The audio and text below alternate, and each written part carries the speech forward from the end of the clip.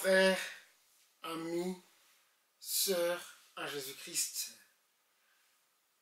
j'aimerais vous demander de vous associer à moi à remercier le Seigneur pour ses miracles et pour sa prédiction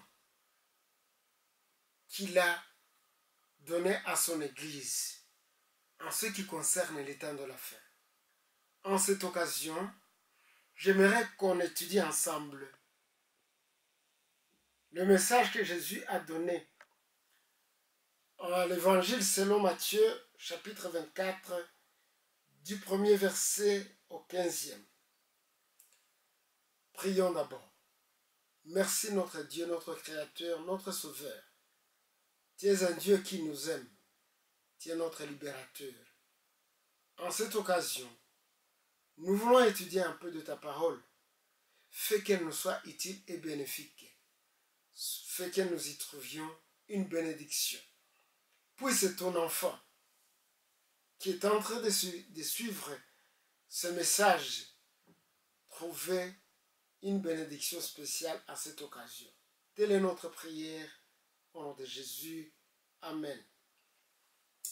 Matthieu 24, verset 1er. Comme Jésus s'en allait au sortir du temple, ses disciples s'approchèrent pour lui faire remarquer les constructions. Jésus sortait du temple. Et ses disciples voulaient lui montrer la belle construction. Ce temple avait toujours gardé le même plan que celui qu'avait dressé Salomon. Et ce même plan fut réhabilité par Zorobabel, descendant de David. C'était après l'année 538 après Jésus-Christ. En troisième lieu, les Romains ayant voulu favoriser Israël au billet d'Hérode l'Édomite, ils lui ont donné l'occasion de faire des collectes de fonds et de reconstruire et de rembellir le temple de Jérusalem. Ce qu'ils pouvaient utiliser comme joint entre les briques ou entre les pierres, excusez, parce que le temple de Jérusalem n'était pas construit en briques, c'était construit en pierre et pierre de marbre. Des pierres qui coûtaient cher, qui étaient importées à partir de la Turquie actuelle.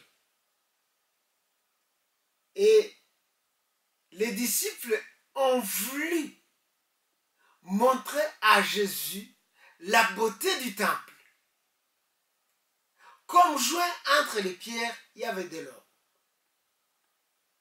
Cela prouvait combien Hérode avait donné une grande valeur à ce temple. Et cela parce qu'il n'était pas israélite, il voulait gagner la confiance ou bien la faveur de ce peuple. Alors, Jésus, ayant vu combien cette admiration de ses disciples était très élevée, il leur dit: voyez-vous tout cela?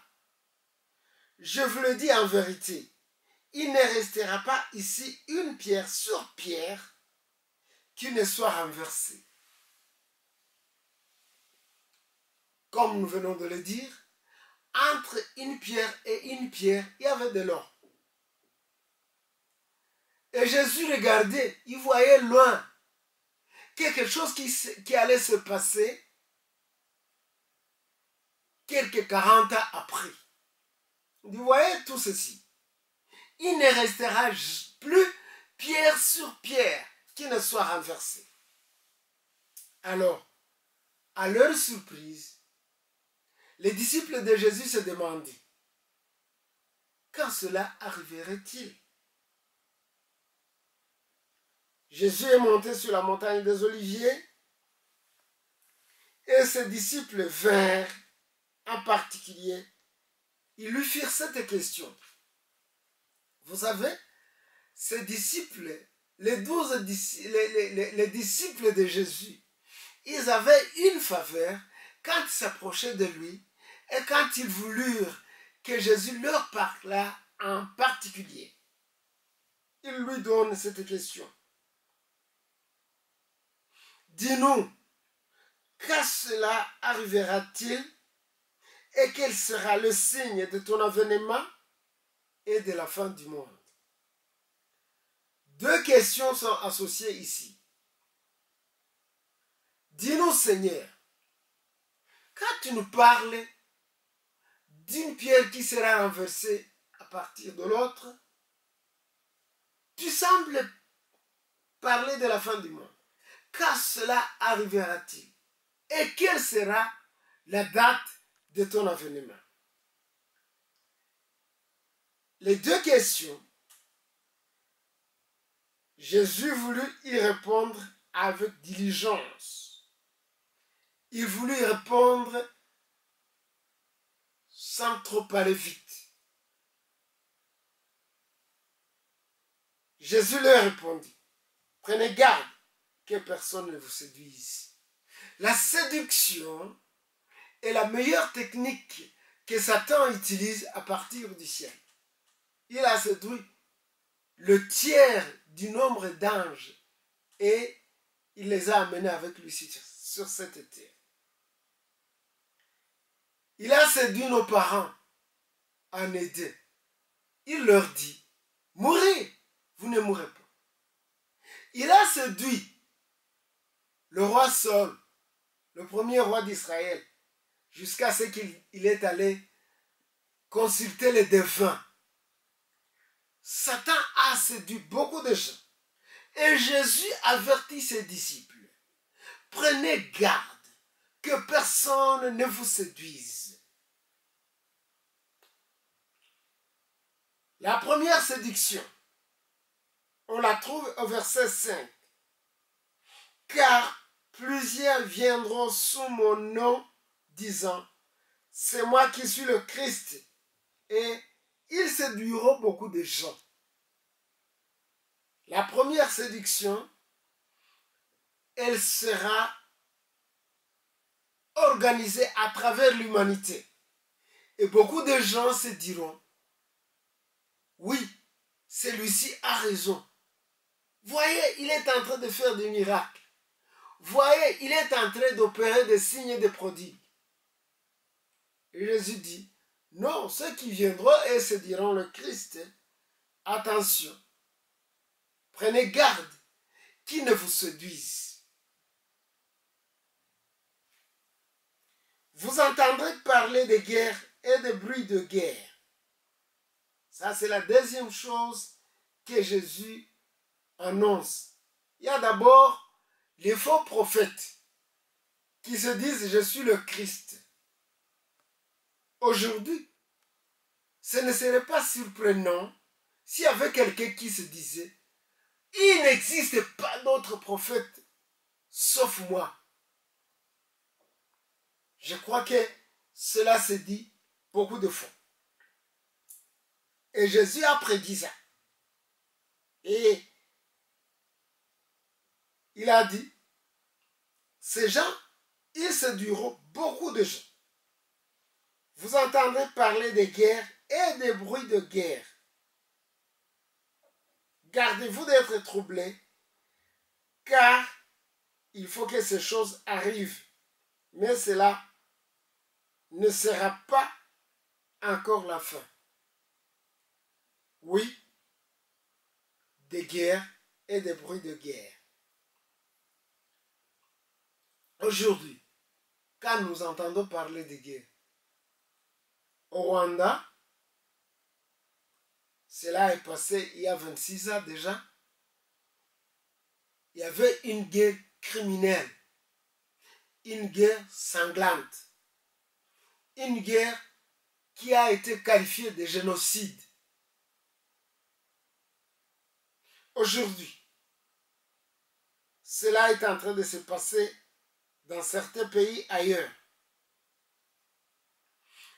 Que cela se soit passé au Rwanda, il y avait deux ethnies au Rwanda. Théoriquement, il y avait deux ethnies. Bien que cela n'était pas tout à fait vrai. Mais les Rwandais, ils ont tué voisin contre voisin. Mais écoutez, une nation s'élèvera contre une nation. Jésus parlait de guerre où une nation s'élève contre une nation. Comment justifierons-nous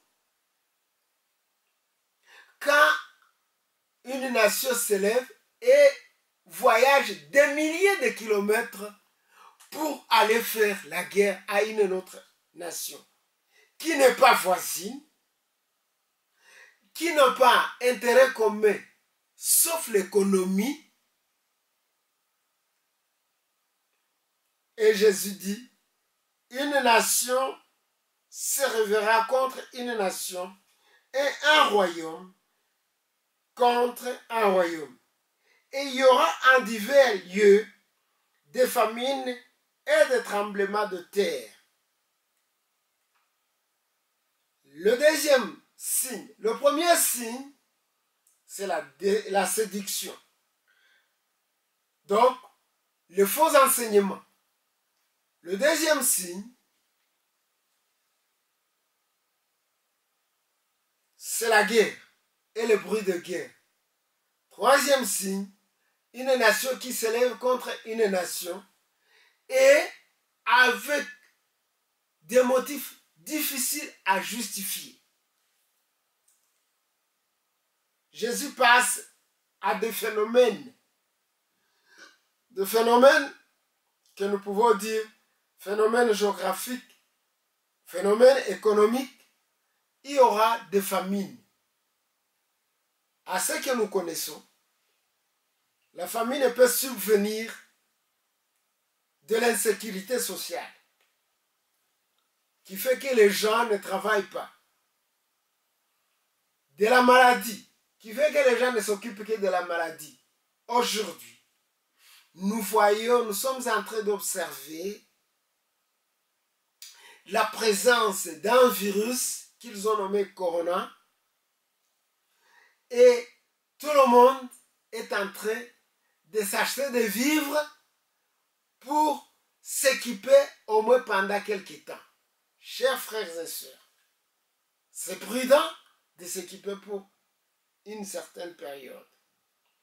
Mais Jésus a dit qu'il y aura des famines. Parce que les gens peuvent cesser de travailler. Aujourd'hui, les gens doivent cesser de voyager. Aujourd'hui, les gens doivent cesser de travailler à la ferme. Et puis, il y aura des tremblements de terre. Phénomène purement géographique. Personne ne peut contrôler le tremblement de terre. Et nous ne pouvons pas dire, comme Jésus a dit qu'il y aura des tremblements de terre, nous pouvons faire ceci et cela pour éviter les tremblements ou pour en éviter les conséquences. Cela n'est pas possible.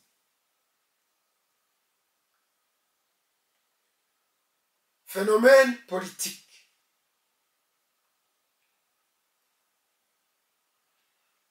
Alors, on vous livrera au tourment, au fond, et on vous fera mourir, et vous serez haïs de toutes les nations à cause de mon nom.